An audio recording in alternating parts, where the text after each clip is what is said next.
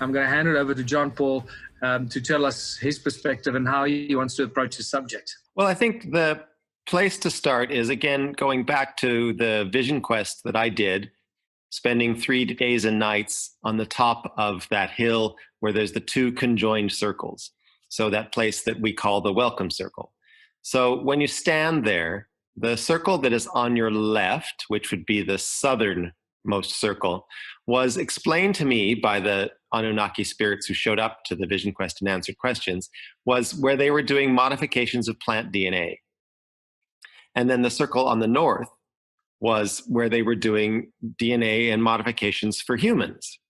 So what they explained, that each of these circles that are within the large circle was like a distinct lab.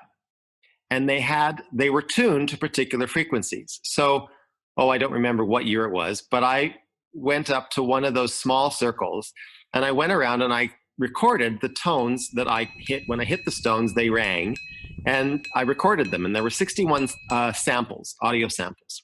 Sent those off to a composer friend of mine who scanned them, whatever the equivalent of that is in music, put those into a recording and found out that of the 61 tones, the dominant frequency was 147 hertz. And that all of the tones that were in that circle were in the key of B flat major.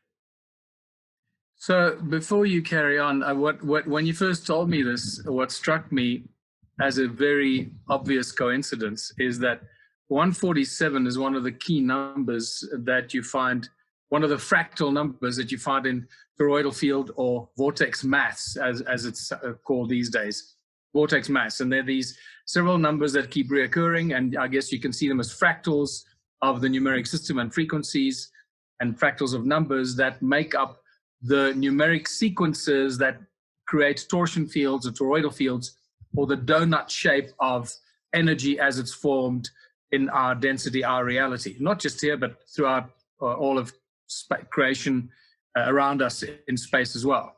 And keep in mind that every sound you make manifests in a toroidal field. So the first thing that we see in manifestation, when God said, "Let there be light," it's that sound of creation, the sound of the creator that creates the light, is actually a toroidal field where you've got the sound and the light that combine together, and then the combination of the sound and the light then seems to manifest the physical form that we experience in this density.